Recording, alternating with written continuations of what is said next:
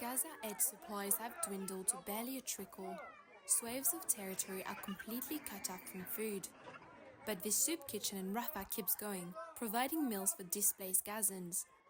Mohamed Al-Dali, a volunteer, fears their operation will end if the war continues, and said they have gone through difficult circumstances in providing food to people.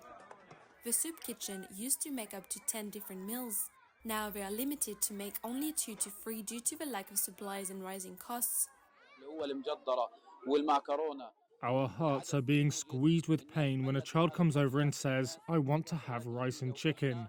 We are unable to provide rice, let alone chicken, in light of the war that we are experiencing. This is not only a war on civilians, it is a war on food, of starvation. People here in the Gaza Strip cannot find bread to eat. After almost 5 months of Israel's air and ground assault on the Gaza Strip, resulting in mass displacement, severe food shortages have led to what the United Nations is describing as a nutrition crisis. It's part of a broader humanitarian catastrophe unfolding in the enclave.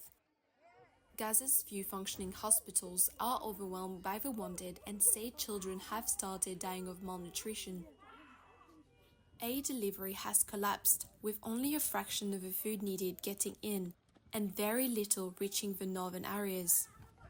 Israel says it is prepared to let more aid through the 2 checkpoints on the southern edge of Gaza that it has permitted to open, and blames the UN and other aid agencies for failing to distribute it more widely.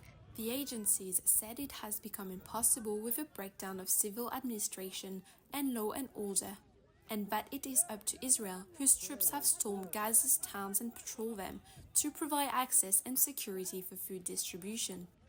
Gaza Health Ministry said at least 30,717 people have been killed in Israel's military offensive, launched after Hamas attacks that killed 1,200 people in October, according to Israeli tallies.